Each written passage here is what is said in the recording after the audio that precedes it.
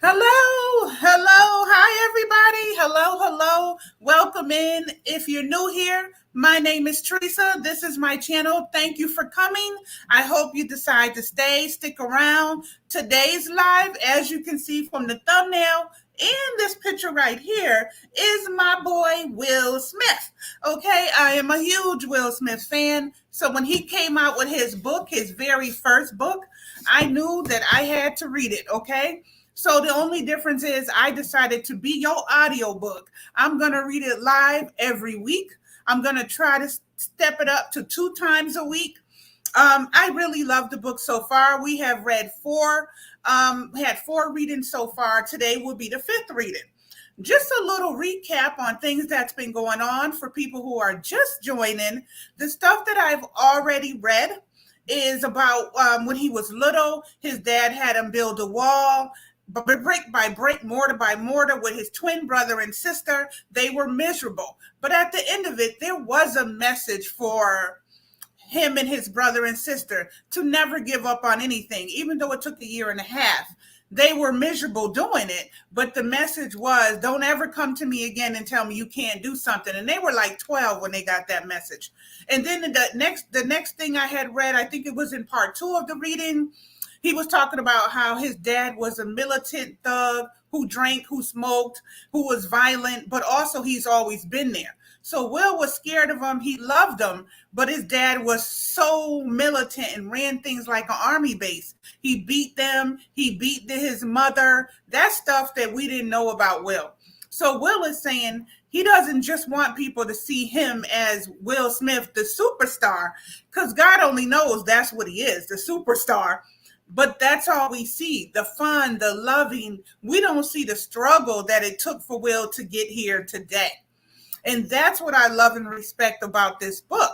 That's why I'm reading it. And I'll be reading it as long as people come in to check it out. So in my part 3 reading, I think it was more about Will coming into his teenage years, thinking he was what's his name? Not Michael Jordan, but the other one. He was thinking that he's the Kareem Abdul-Jabbar.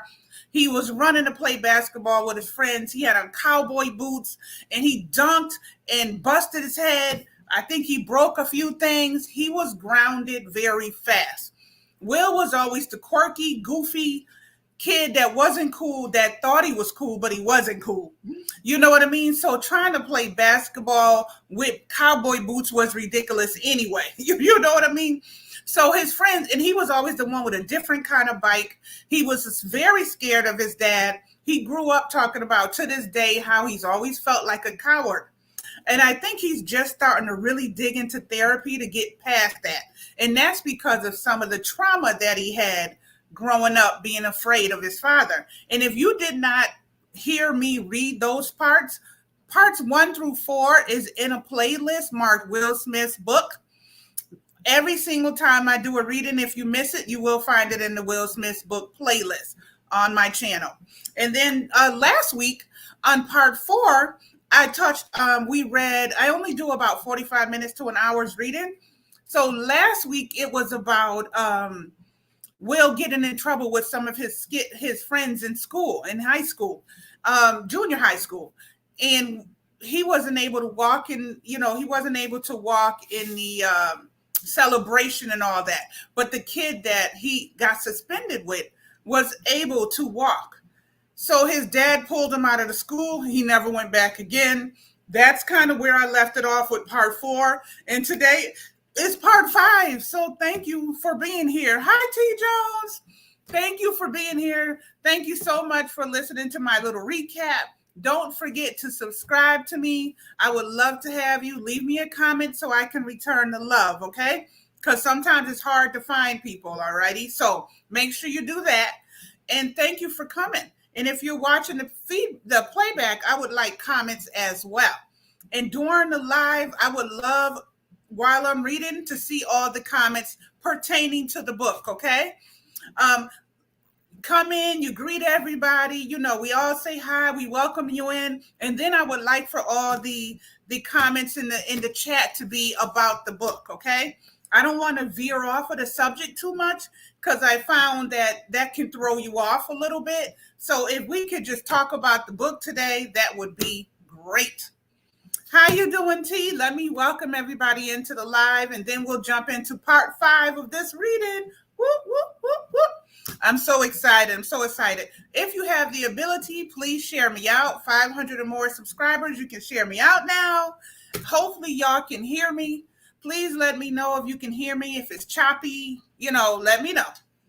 Thank you for coming in. Oh, thank you, T.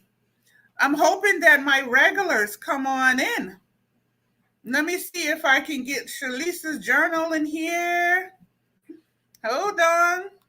She's one of my regulars. She loves the book. She loves the book reading. Hi, Tracy. What's up? How you doing? What's going on? I'm trying to share it out. Yes, love Will Smith. Me too. Yes. And that's what I was just saying, Tracy Ocean, is all the readings that I've done so far, which is part 1 through 4, is definitely in the playlist that I have here marked Will Smith, okay? Will Smith's book playlist. So, one day when you're cooking or cleaning the house, instead of turning on the TV, put it on your audio chick right here. Put it on the Will Smith book, part 1. Let it play while you're cooking your dinner. It's not going to hurt. And then it's going to catch you up to where I'm at today. I'm on 5 today. Next week is going to be 6. I'm going to try to do 2 readings tomorrow, so it'll be 6 and 7. Not tomorrow, next week, I'm sorry. Hey, for the emojis. Come on, Tracy. Thank you. Thank you for being a member. Tracy, I forgot you were a member. Did you go off and come back? Thank you so much for remaining loyal to me, especially because I haven't been doing too much besides my book reading and drop the link, because I'm just so busy with work and then trying to pack up to move. But I haven't forgot y'all. 2022, I'm going to come back full force, okay? I'm going to figure it out. That's all I know. I'm going to figure it out. Okay? Hey, AKA James, what's up? Rashika, thank you for coming back, sis. Thank you so much. Yes, I'm your audio book, honey. Yes. That would be me. I feel like if you look at it like that, it won't seem like somebody's just up here reading a book willy-nilly, random dandom. You know what I mean? I'm your audio book. Enjoy it. You don't have to buy it. You don't got to pick it up. You can just let it play. Let it rock out. Some people let it play when they're driving. When you're on the road, just put it on, put it in your stand, and listen to me read the book, baby. Hey, LaShira. Thank you for the thumbs up. Hey, Fruge family. What's up, y'all? I've been catching up on y'all videos. I just watched the one, I left you a comment on the one where you said you're moving. And then I watched the one where you got to Colorado. I think it's Colorado. You got to Colorado. Y'all went to Chuck E. Cheese. It's so cute. I'm getting ready to do my moving video as well because, I moved across country from Massachusetts to Arizona. So I want to talk about that before I move from here to Louisiana. You know what I mean? So I'm going to do my video as well from home to here. And then from here, I'm going to do another one later on my move to Louisiana. But I do want to talk about my transition from Massachusetts to Arizona because I had never, ever lived anywhere else. So it's going to be an interesting video. So I'm enjoying your stuff, Fruge family. Thank you so much. Thank you for the thumbs up. Thank you. You're so welcome. And David's my husband is from Louisiana, born and raised girl. But I've been with him 20 years. So he's been with me in Massachusetts for 17. And then we moved here in Arizona and we've been here 3. So when I do my video, I'm going to talk all about it. I'm going to talk about my journey. I'm going to try to play a few little clips of me back home, coming here, how I feel, good, bad, the ugly of the move. Period. You know what I mean? In Fruit J family, I gotta say, those kids are so adorable. Oh my God. Oh my God. It makes me miss my little grandbaby so much. But we'll get into that in 2022 when I come back with a full vengeance. So if I've been a little MIA for my members, for my followers, and everybody, I apologize. We are trying to pack, plus we both work full time. So I don't have a lot of time, you know what I mean? But I still come on for my Will Smith reading, and my drop the link is right after this, where we help people grow. Yes, thank you, Fruit J. Thank you, thank you. Well, one of my loyal Will Smith book reading people is Shalice's Journal. I tagged her and tried to let her know that I'm on, but she might be busy today. So we're going to jump into this reading. Hopefully, y'all heard the recap that I did for part 1 through 4. When I first clicked on the live, I talked about the stuff that we have read so far. You know, with the beginning being Will and his brother building the wall by hand, brick by brick, and they hated it. Their dad was so militant and mean, and he made them do it. And as kids, all you know is you hate it. Will got a twin brother and sister. They were building the wall with him. At the end of building the wall, it took a year and a half. The message from their dad is, I don't want you ever coming to me telling me you can't do something again, ever in life. So he was very mean, militant, thug. He drank, he smoked, he's a woman beater, he beat them. Like, Will had a tough life.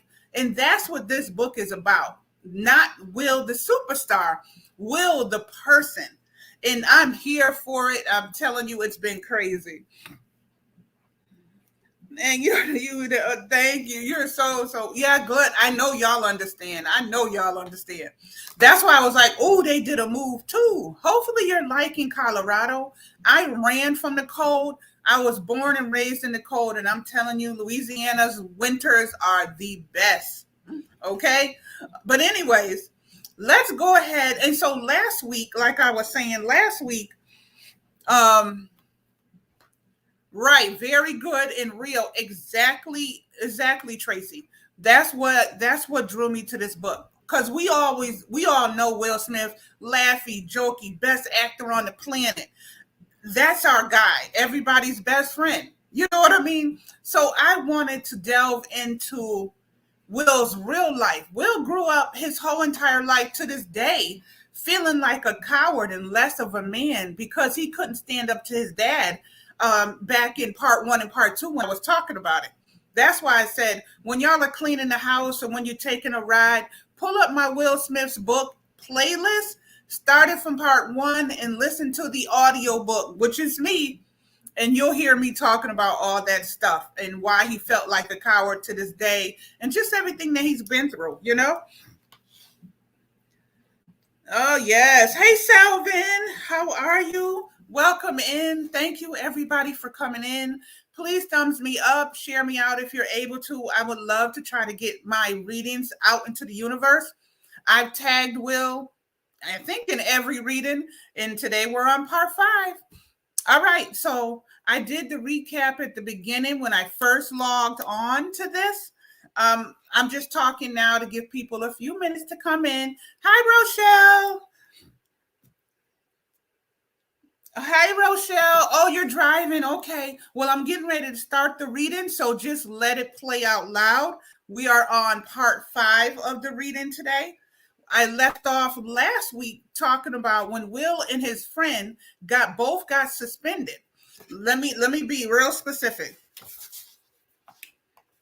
So when Will and his friend both got suspended, and he had proven himself to be the best football player and everything, they both got in trouble. But when they got to the banquet, the school told him, because you were suspended, you won't be able to stand up front. And so he said, okay, no big deal. So him and his mom and dad went on into the banquet and they sat in the front. This is part 4's recap, y'all. And they went and they sat there, and he noticed that the boy that he got suspended with was able to walk up on the banquet and give his speech and everything in front of his family, and they told Will he couldn't. Now, if they got suspended for the very same reason, why would this boy, who is white, be able to go up on stage and Will not be able to go up on stage? So his dad said, let's go. Soon as his dad seen that they weren't going to let Will go up and give a speech, they said, let's go. His dad said, I'm pulling you out of that school. Will never went to that school again. Okay. Because don't forget, Will's father at this time was a thug back in the 70s, and he didn't take no crap. Okay. He did not take no crap. So, that's where it left off, him never going back to that school again because of the way they treated him. They did not stop the white kid from going up on stage, giving a speech at the banquet, who got suspended for the very same thing that Will got suspended for. Like, what are we doing? You know what I mean? So Pops was not playing that. Pop took his son out of there and said, let's roll, okay? So no matter how mean his father was to Will and all of them growing up, his father was always in his life. And he did not play no games. His dad was strict. And he didn't take no mess from nobody. Right. Okay, so now we're going to continue on with part 5, reading today. That summer was hot. Business was booming and cash was flowing. So Daddy-O treated himself to a Kodak Super 8 movie camera and projector. This was dope as hell. It had one of those big rubber eyepieces and a little leather strap for your wrist so you didn't drop your whole summer's worth of money off your back patio. Had Daddy-O grown up in a different time or place, he definitely would have been an artist. When he was a teenager, one of his school teachers loaned him a camera and he fell in love with photography. Now, Daddy-O is his father. That's what he calls his dad, okay? He ran all over North Philly snapping photos and later learned to develop film in a darkroom. But when it started to consume all of his time and attention, his parents and teachers reminded him that he needed to work and make money. Photography was an expensive hobby, so when he was sent to boarding school, they made him give the camera back. His heart was broken, but Daddy-O never lost his love for photography. His new Super 8 camera turned him into one of those dads that the kind who at birthday parties and barbecues would follow all the kids around, filming everything they did, making us smile, do tricks, or be funny. Because the camera didn't have sound, he encouraged us to wildly over-exaggerate our movements, Charlie Chaplin style, to communicate his narrative without words. So we're talking about Will's dad now when he was younger, growing up, and the things he loved to do, which is be in photography. So you guys, please join in and leave any comment you want as I'm reading. And if you're just sitting in the cut listening, every now and then, just throw a heart in the chat so I'll know you're still there, okay? Especially if you're driving or something, you can't leave a comment. A little heart just to let me know you're still there would be great. Okay, Daddy-O let go behind the camera. When there was work to be done, he was all about order and discipline. But when his camera was rolling, he wanted to see me jumping around and being silly. I ate up the attention. You could not keep me out of his picture frame. Even when he was trying to shoot me. When he was not trying to shoot me, I invented photo bombing. Okay? Thank you, Fru J. After we would shoot, Daddy-O would rush down into the basement and throw a sheet up on the wall and carefully feed the delicate reels of film into the projector. Following a series of frustrating snags and misfires, the sheet would suddenly light up with us. A road trip here, a birthday party there. These were our family highlights. Daddy-O would sometimes play the guitar too.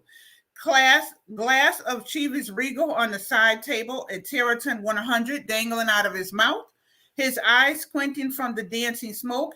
He'd pick up the chords to the Andy Williams, The Shadow of Your Smile, or attempt some intricate jazz riff that his workman hands were just too battered to perfect. He'd pluck, strum, and even sing. It was always something romantic. Love songs seemed to put him in a good mood, and my mom too. The music and home movies brought peace to the house. I think our home movies depicted daddy's dreams of a perfect, happy family. And by a strange alchemy, that what was true on the screen became true in the basement as we all watched together. In every image, we were all smiling, laughing, having fun. There was no fear, no tension, no violence. For those brief moments, Daddy-O's life imitated his art as we all smiled and laughed and sang along.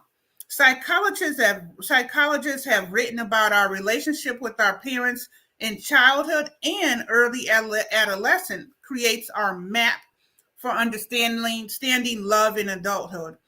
When we interact with our parents as children, some behaviors and attitudes win us attention and affection, and other behaviors and attitudes cause us to feel abandoned, unsafe, and unloved. The behaviors and attitudes that win us affection often come to define what we understand as love. Daddy-O appreciated when I worked hard and performed his directed orders with intensity and precision. He applauded when I was disciplined in laying a perfect brick toward the construction of a perfect wall. My mom loved when I used my brain. She applauded the thinker within me. When my wit and intellect were most on display, my mom is my prototype, patient, brilliant, formidable, nurturing. She preferred to do things together, but she's going to be fine with or without you. My mom can carry it all for a while if you need to take a break. With Gigi, which is his grandmother, there was something majestic and empowering about her. She loved whenever I performed for her. I felt like I was plugged into the force, like I couldn't lose. She was like sun to me. If I could just make the world see me the way Gigi saw me when I played Feelings, that was it. That was the mountaintop. Now let me see something. The concepts of love and performance became fused in my mind. Love became something earned by saying and doing the right things. In my mind, great performances got you love. Bad performances left you abandoned and alone. An exquisite performance secured affection. But if you sucked by your damn self. Now that's how Will perceived everything in his head. You know what I mean? I performed to placate my father to quell his fouler moods. I performed to distract my family from the growing tension and resentment that was consuming our home. I performed to get the kids in my neighborhood to like me. As such, I began to see happiness for myself and my loved ones as a function of my ability to be able to perform. If I perform well, we would all be safe and happy. If my performance falters, we were in trouble. And that's how he perceived everything. I have to be on performance at all times to be happy. Daddy-O was at his most loving either behind a camera or projector. Therefore, I always wanted to be in front of his camera, and he always wanted me in front of it. It was one of the few times in my childhood where he and I were perfectly aligned. I loved being in my father's home movies. It brought me closer to him. And that deep craving for his love and approval undoubtedly played a role in my desire to perform on film later in life. Right, Feud family. Yeah, exactly. I agree too. Throughout my life, I have been haunted by agonizing sense that I am failing the women I love. Over the years in my romantic relationships, I would always do too much. Coddling, overprotecting, desperately trying to please them, even when they were totally fine. Hey, Professor! Thank you for coming in. Thank you, bro. What's up? This insatiable desire to please manifested as an exhausting neediness. To me, love was a performance. So if you weren't clapping, I was failing. To succeed in love, the ones you care for most constantly applaud. Spoiler alert, this is not a way to have a healthy relationship. He was an over pleaser in all his relationships because he thought that's what he needed to do to feel loved. When I was 13 years old, Daddy-O hit my mom for the last time. She'd had enough. She went to work the next morning and didn't come home. We're on chapter 5, Simon. Hey, Simon. Thank you guys for coming. Thank you for jumping in. I'm on part 5, not chapter 5, part 5 reading. And when you watch the replay, you'll see I did a little recap of 1 through 4. And don't forget, the playlist is under Will Smith's book. So you can watch the playback of any of the readings you missed. That would be great. While you're driving, you're cooking, you're cleaning, just let your audio girl play in the background. Yeah. Yes, I'm glad you're doing okay, Professor Slayer. Good to see you. Any man that hits a woman ain't no man. Come on, Simon. Now, you remember in my part 2 reading, he touched on his dad hitting his mother. But now we're on part 5 and he's bringing it up again. He's saying that this is the last time that his dad hit his mother. His mother had enough. She went to work the next morning and didn't come home. She didn't go far, just a few blocks away to Gigi's house, which is her mother. But the message was clear. She was done. This was the first of only 2 times in my life that I contemplated suicide. Okay, Will is admitting in this book, and he's never admitted in real life that I know of, that he even considered suicide, because all we see is Will Smith, the superstar. That's why he wanted to unleash this book, so they could see the real him and he could free himself from this agony he's had in his life. I respect it so much. It's so therapeutic. Like, come on, telling everybody everything you went through is going to free him. Anyway, let's continue with this, him talking about his second attempt, 2 times attempting to kill himself, because I didn't know that. Okay? Right, Tracy, exactly.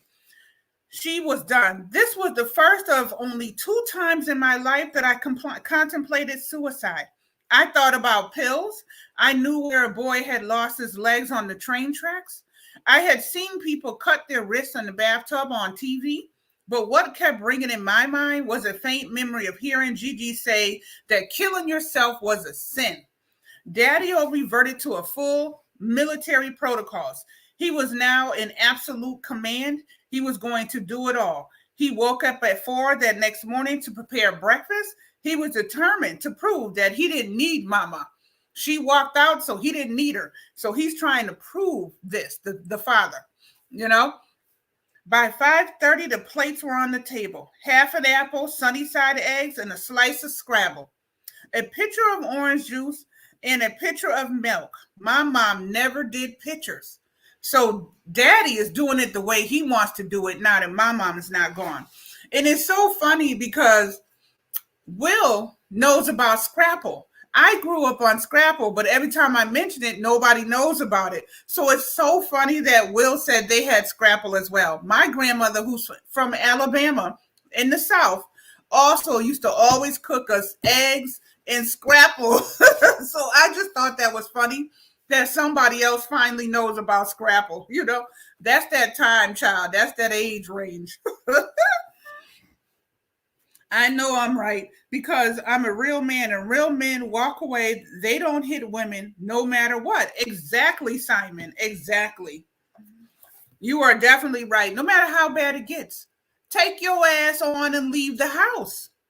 What we doing hitting somebody? Walk out. Just leave. No matter how mad she gets, walk off until things calm down.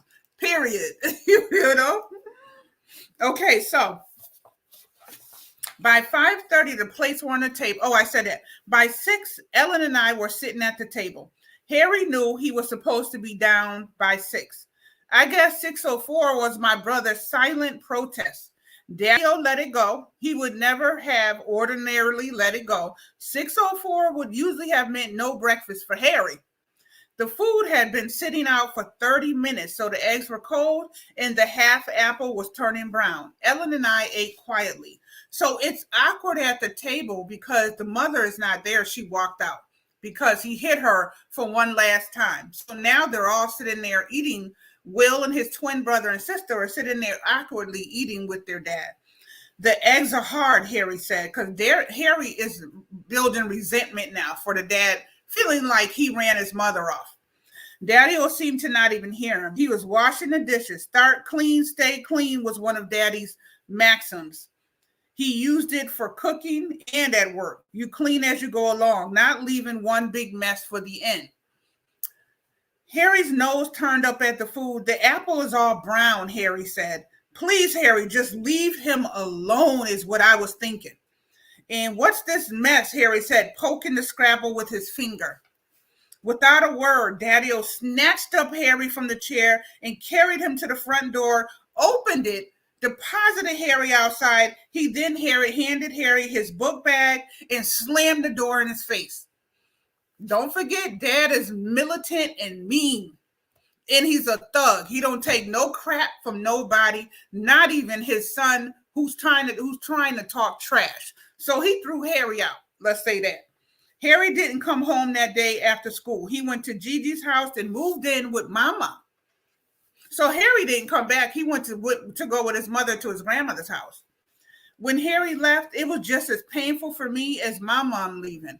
I wanted to be with her too, but I was too scared to leave. It only solidified my deepest insecurities. I could no longer deny the truth. I was a coward. My mom lived at Gigi's for 3 years. We saw my mom every day. She would bring us lunch and we would stop by Gigi's, sometimes spend the night. The houses were close enough that we maintained our outward proximity, but on the inside, our family was broken. It was during this time that I began to escape into television. I found solace and joy in the perfectly crafted family narratives of my favorite sitcoms. Happy Days, Good Times, The Brady Bunch, Laverne and Shirley, Mork and Mindy, and Jack Tripper on Three's Company was the truth. I realized the families I saw on TV, they were doing exactly what I had been trying to do. They'd have a problem.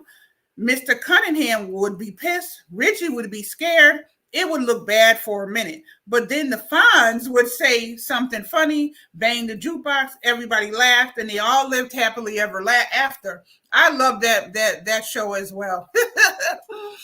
Those were my shows too, Frugal. Exactly. Yes, exactly. It's not that effing hard. I wanted to be the happy-go-lucky teenager who always got along with his parents. I wanted to have a mother and a father who loved each other. I wanted to live with two beautiful girls against Mr. Roper's rules.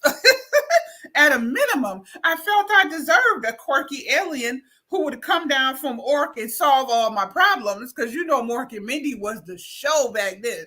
Okay? Instead, I was trapped in chaos. But my biggest obsession as a kid was the television show Dallas. The Ewings was a large, wealthy Texas oil family led by JR, the Iron Will patriarch. He ruled the Ewing clan with much like Daddy-o ruled the Smiths, except JR Ewing was hella rich.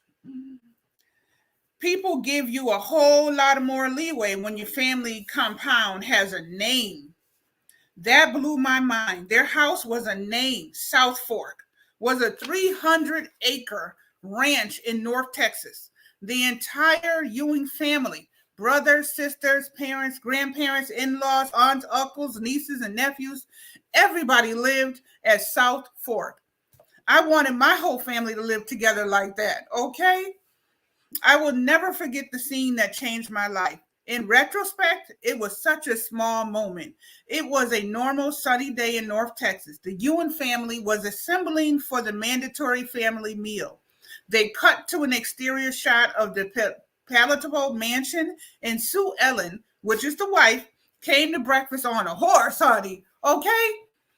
My young mind would never be the same. She came from her house on the property to the family house on the property on a effing horse. Who does that? Except for in Dallas. Dallas, the TV show. I used to love that show. JR was another, good point, Simon. South Fork was heaven, a property where everybody lives together, and my wife would come to breakfast on a damn horse. Meanwhile, in the real world, I buried my shortcomings. Sorry, you guys, had to sneeze. Meanwhile, in the real world, I buried my shortcomings further under layers and layers of performances. I adopted a personality that was indefatigable, cheery, upbeat, and positive. I responded to the dissonance of my world by remaining purely constant. I was always smiling, always fun and ready to laugh. Nothing was wrong in my world. And thank you, Fruge. And that's the Will I Know. Upbeat, smiling, laughing all the time. One day I would be in charge and everything was going to be perfect. We are going to have a big house on a huge property and everybody's going to live together and I'll take care of everybody. I would be the golden child, my mother's savior, my father's usurper. It was going to be the performance of a lifetime. And over the next 40 years, I would never break character, not once. Come on now, Will. That is crazy. That is the end of chapter 3, y'all. We made it to chapter 4.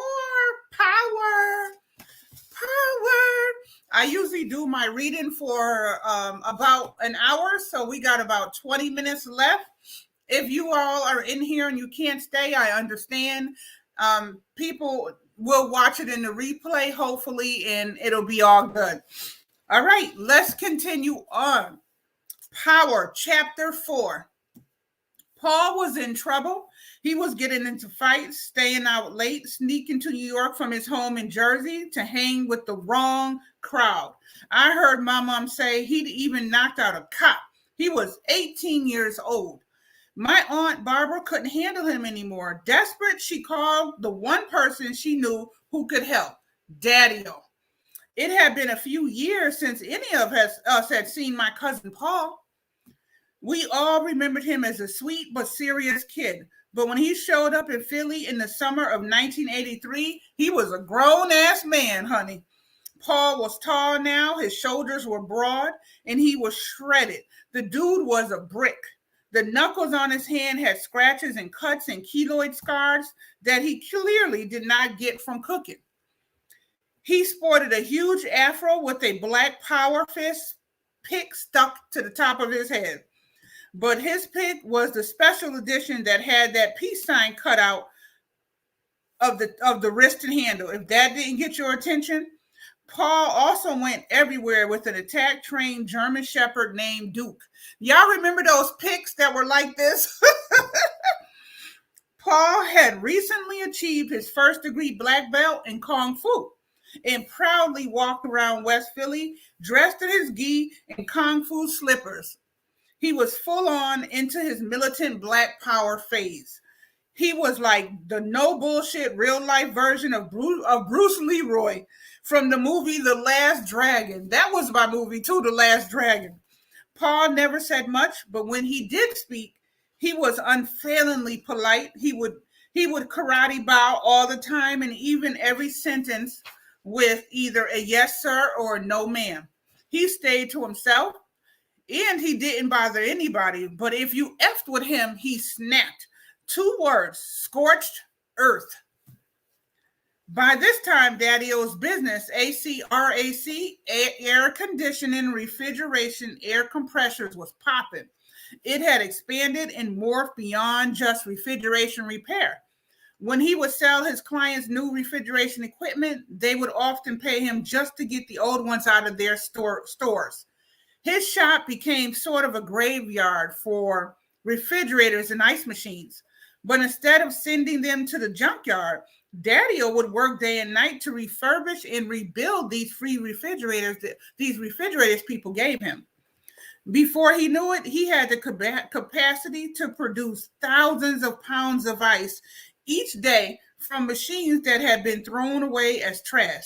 And just like that, our family was now in the cubed ice business, manufacturing, packaging, and delivering bags of ice throughout Philly, into Jersey, and even as far as Delaware.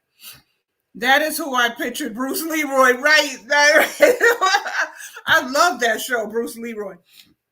The problem was that bagging thousands of pounds of ice each day required labor, a lot of labor.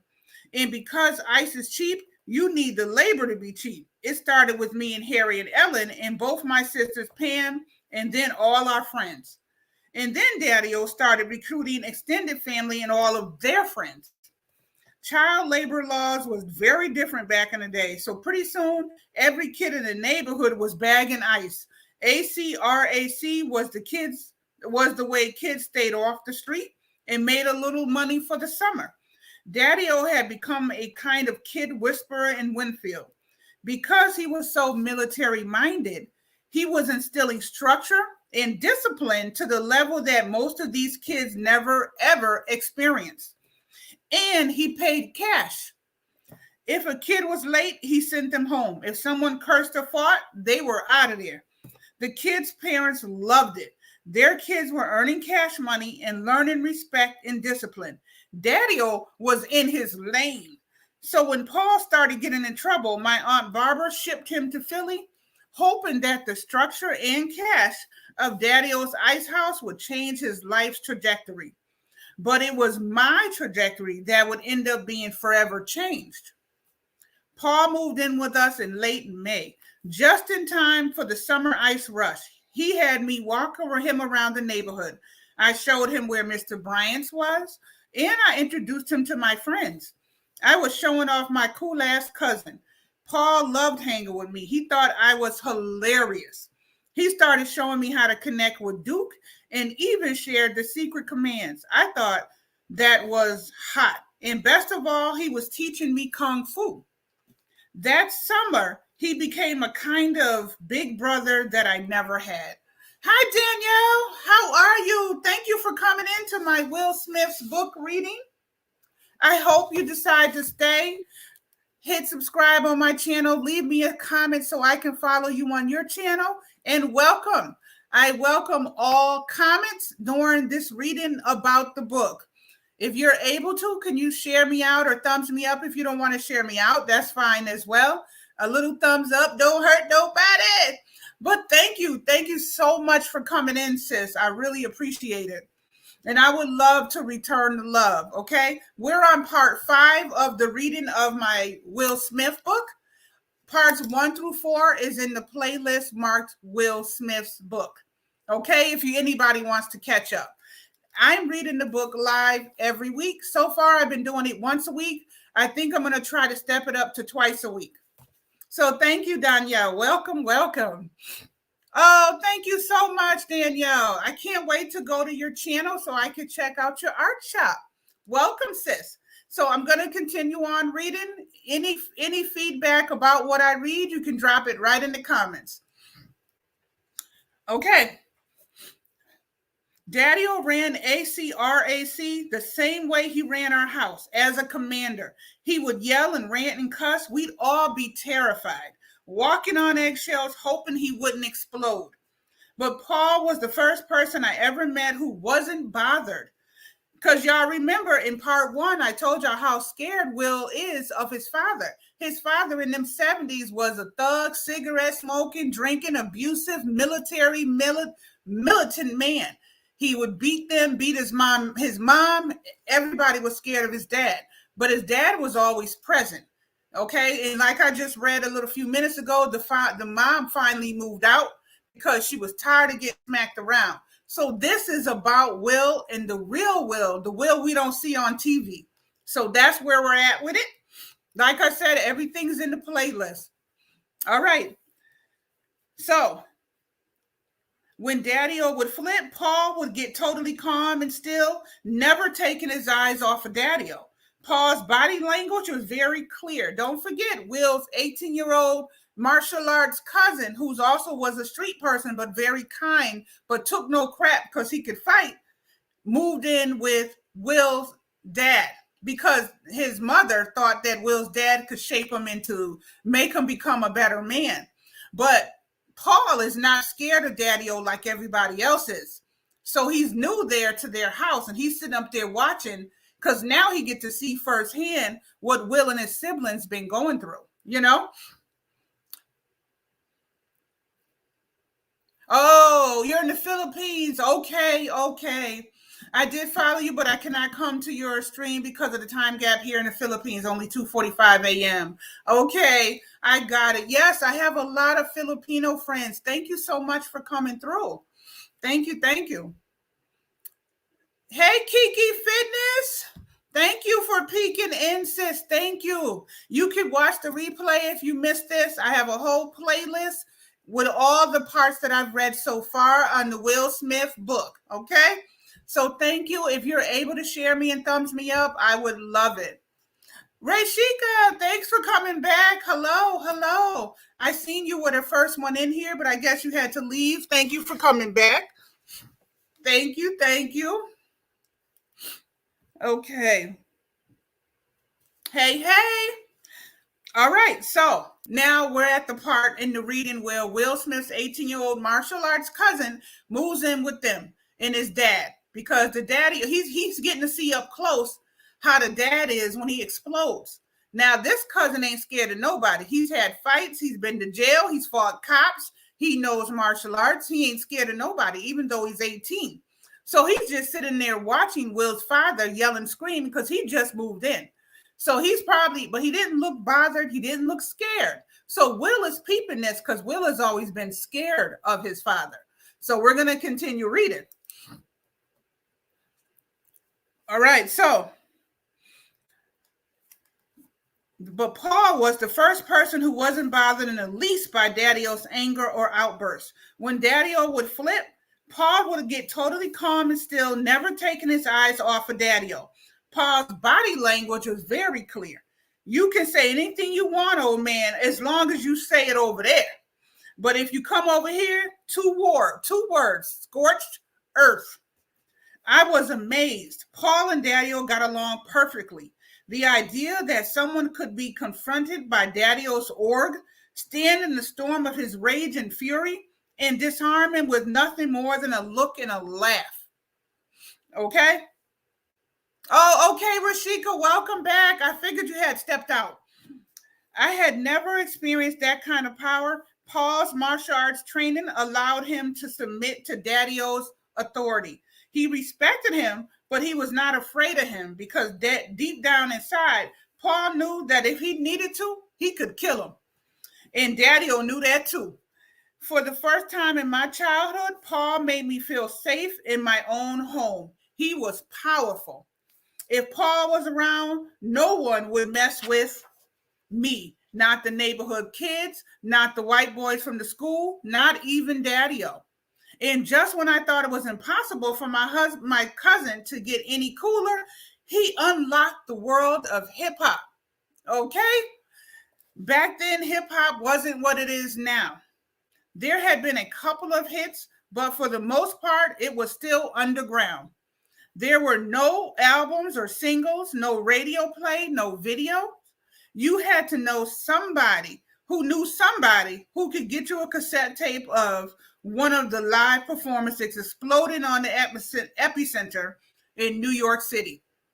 People would literally go stand in the audience at a party and hold up a boombox over their heads to record the performances.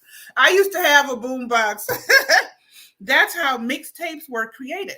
People physically going to a party and holding a big ass radio up in the air for an hour to 2 hours, then making copies of the tape and giving them to their friends. People in New York would cut a tape of some of their favorite hip hop artists, make a copy, then take it off to their friend in Boston. Then take it to their friend in Boston, mail one to their brother in LA, or play one for their little cousin in Philly. These tapes got traded, sold, copied, and traded again. This hand-to-hand exchange across the country was what drove the rocket-fueled expansion of hip-hop. It was grassroots. It was viral before anyone knew what going viral was. It was straight from the street to the heart. Back in the 70s in New York City, Black communities would throw block parties. We used to have block parties all the time.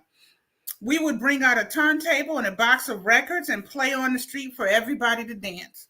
Given that this was the 70s, most of what they played was funk and disco. The songs in both funk and disco always featured instrumental sections somewhere in the middle. The song would be jamming along and then it would begin to rise until it reached a soaring crescendo with every instrument at full blast, and then boom, nothing but the drummer. This became known as the break. Break beats were designed to have little extra splat to them. Hey, James, thank you. Thank you so much for the thumbs up. I appreciate you. The break was the time for the performers like James Brown to show off their dance moves. But as it turned out, the breaks became the hottest part of the song and always set the party on fire. Because everybody loved dancing to the breaks so much, one day at a block party in the Bronx, a guy named DJ Kool Herc came up with the idea to bring out two turntables and have two of the same record. That way he could switch back and forth between them, playing only the break and keeping it indefinitely. And most didn't complain that we blocked both ends of the street right in Philly. There you go, Professor. Right. Two turntables and a mixer also meant that he could blast between James Brown and the Winstons and back to Brown, then to Sly and the Family Stone. From break to break to break, only playing the favorite 10 seconds of everybody's favorite records. This created a frenzy. New style dance party and modern DJing was born. Because the DJ now had two turntables and a mixer, another innovation emerged, scratching. Y'all remember when they used to do scratching? Okay, scratching was done by moving a record back and forth, creating a wild new sound in music. One of the records could be scratched while the other played in the break. The record being scratched would then be released perfectly on beat. And then the process was flipped so that the break could continue for as long as the people wanted to hear it.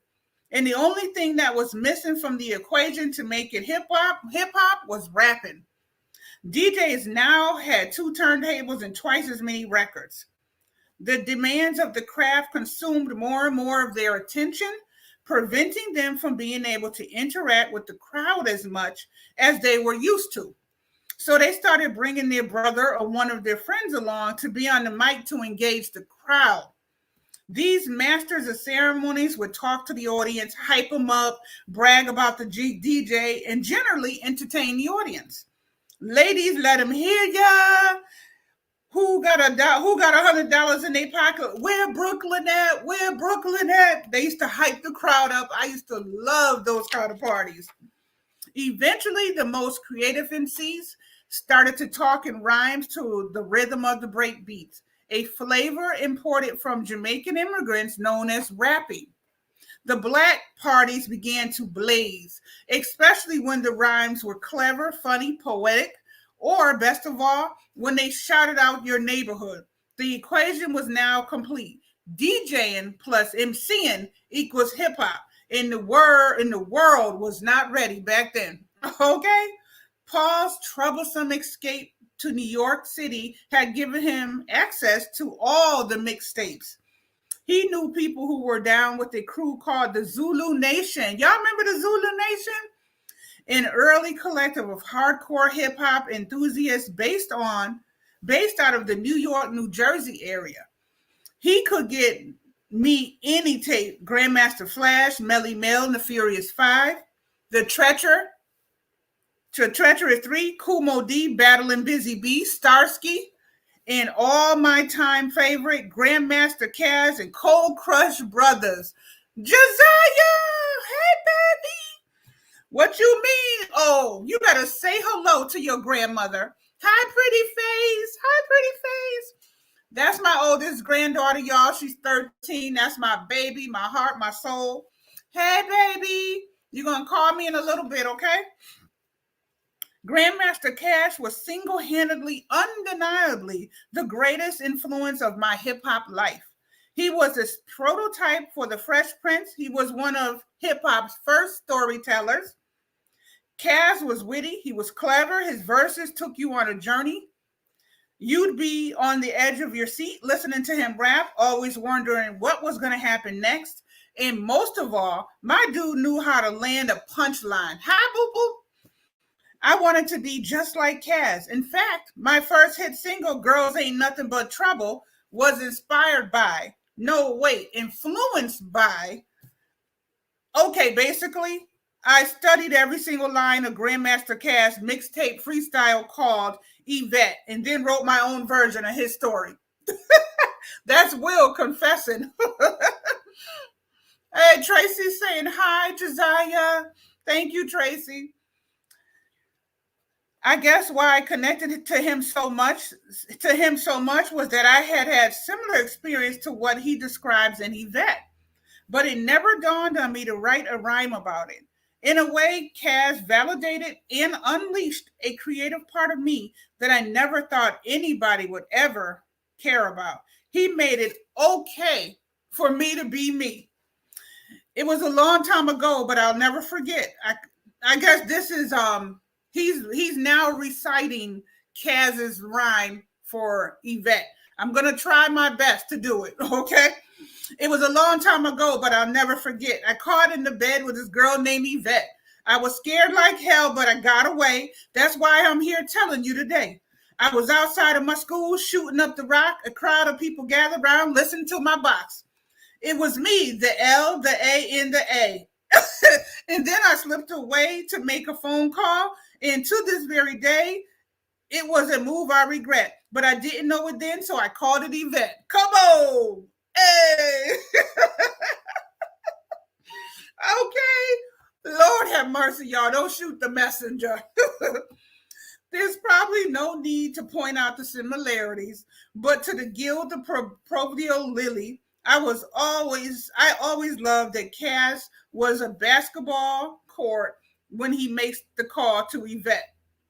Oh, he was on the basketball court when he made the call to Yvette. So the theme song for the Fresh Prince of Bel-Air, I put my character on a basketball court too. A quiet homage to the legend. Me too, Danielle. Me too. That's why I'm reading his book. How many minutes we got left? Oh, we got like 4 or 5 minutes left, y'all. I am not exactly sure when I became a rapper. Back then, hip hop was something we did. It was what we were. Hip hop was not just our music. It was dance. It was fashion, street art, politics, social justice. It was everything. It was life. It was us. Outsiders didn't see it as a legitimate genre of music to pursue and perfect, but we weren't even thinking about it in those terms. It was something new, fresh, fun, and exciting that was growing around us and within us. None of us thought it was going to blow up and dominate the world like it does today. And if someone had asked, where do you think hip hop would be in 40 years? I probably wouldn't have said, oh, it'll be one of the most impactful forms of music in the history of mankind. We simply loved what we were doing, so we kept doing it. I still remember the first rhyme I ever wrote. I was 12 years old. At the age of 1, I had just begun my journey to the TOP. At the age of 2, everybody knew that I was a hella fighter MC. At the age of 3, any short shot could see I was a bona fide lover at heart. I got an IQ of 142, and like my name, I'm a work of art. Boom, boom. There I go again, y'all. Fortunately, I got better with Paul's tapes and encouragement. I became obsessed. I was already an incessant talker and performer, but now I was rocking around all day, quietly babbling and rapping to myself, constructing new rhymes, reciting my favorite verse, trying to freestyle on whatever song was going on around me. I went out and brought one of those black and white speckled composition notebooks and started writing down my rhymes and practicing them in my room. Tracy, you need to stop. Tracy, you know that was boo, boo. But I tried, okay? My fantasy-driven mind would splash all over those pages, sometimes even surprising me by what came out. My creative river was raging. Rapping was the most natural thing in the world to me. And from the cocoon of a bully, awkward kid emerged a natural born killer MC. Okay. Woo! So now, we ending this with Will learning about hip hop and starting to rap and starting to morph into that Will Smith that we all know. I hope that you guys enjoyed part five's reading. I can never get this right. Hopefully, y'all enjoyed part five's reading of the Will Smith book. Next week, I'm going to try to do it on Tuesday and Thursday. So I'm going to put up part 6 and part 7 thumbnail. Okay. So 6 will be for Tuesday, 7 will be for Thursday. So y'all make sure when you see those thumbnails, you save them to remind you later. Today is Friday, y'all. So today is Thursday, y'all. So I got dropped the link in a half an hour. So if you need help growing your channel, join me on Drop the Link. I'll be back live, but I'll be in that setting. All you got to have is a video under 2 minutes. You can have a short, you can have anything under 2 minutes. It could be, it could be 30 seconds, 40 seconds, 10 seconds. It doesn't matter. But, we help you guys grow your channel organically. There is a routine and a process, which I will explain and drop the link. Oh, member for 7 months. Woo! Yes, drop the link. Hey, drop the link, y'all. Thank you, Tracy, for being a loyal member. Woo, woo, woo, woo. Thank you. I'm glad you like it. Hey, so clap to the super chat. Hey, so clap to the super chat. Thank you, Tracy, for super chatting me. I'm so glad that you enjoyed the reading. I know I get a lot of negative comments about reading a book live, but this is my JustTheresa book club. And this is the way I want to do it. I want to read it with y'all. Together, we're going to read this book. Okay? And if we never get to the end, so what? We're still going to read it together. So I'm glad there is a handful of y'all that show up and you like it and y'all don't mind me doing it live at all. Thank you for being in my very first book club. Thank you so, so much. Thank you so much, so much. Yes, so clap for the super chat. Come on. I believe somebody's working on me a little song for that. Oh, Professor. There was somebody that hit me up. Did you send somebody to my channel to help me? I'm very nervous about people scamming me or whatever, so I didn't respond until I talked to you. Professor, did you tell somebody to email me about helping me out on my channel a little bit with an intro or something? Let me know if you did. Thank you. I will be back, Danielle, next week. I'll be putting this same thumbnail up, but it will say part 6. Okay, it's going to say part 6 and part 7. Thank you. Thank you. You guys, I will be back. We'll drop the link in about 30 minutes. So it gives me time to freshen up, get some juice, some water, anything and everything that I need. Let me see, Professor. I'm going to tell you who it is. Oh, okay. Is it your real brother in real life? I'm nervous about people trying to scam me, child. I don't be knowing what's going on. You should see my Facebook. I do not attach my Facebook to YouTube at all. So I got about 70 friend requests, and I think they're all scams. You know what I mean? No. You can follow me here, Instagram, or TikTok. That is it. But if it's your brother for real, then I will definitely respond to him. Creative Monk. Yes. So what is he going to do? Is he does he charge a fee to help you? Is that what that is? Oh, okay. He's a friend in the UK. Okay. Have you used him before? Professor, have you used him before? IT Tech. Okay. Oh, so he's good at this kind of stuff. Is there may be a small fee attached or something? I didn't respond to it, so I have no idea how his process works. No, Bye, Rashika. Thank you. Yes. Yes. Which part? Yes, you've used him, or no, you've never used him. But I'm glad that you know him and you trust him. He made your avatar. Oh, okay. Let me see if I can see your avatar. Oh, I can't see anything. Oh, Professor, you don't really do videos, huh?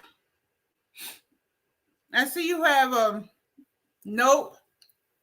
Oh, okay. You're not a creator. You don't do videos. I see. I see. I see.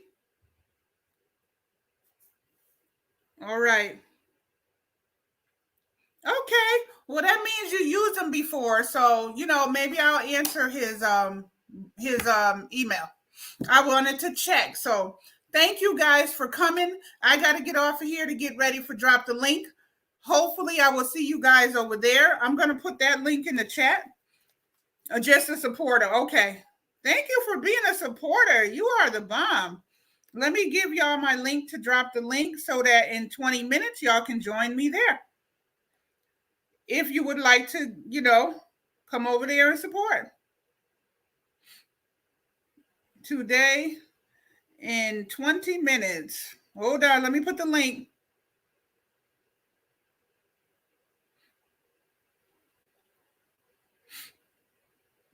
Meet me here. All right.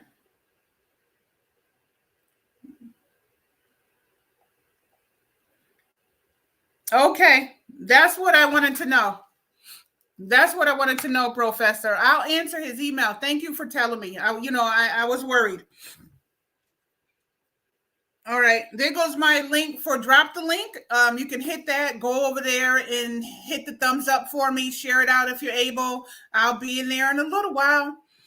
All right, y'all. I will see you later. Bye. Thank you for coming to part 5 of my reading. Thank you, thank you, thank you, thank you, thank you. See you on part 6.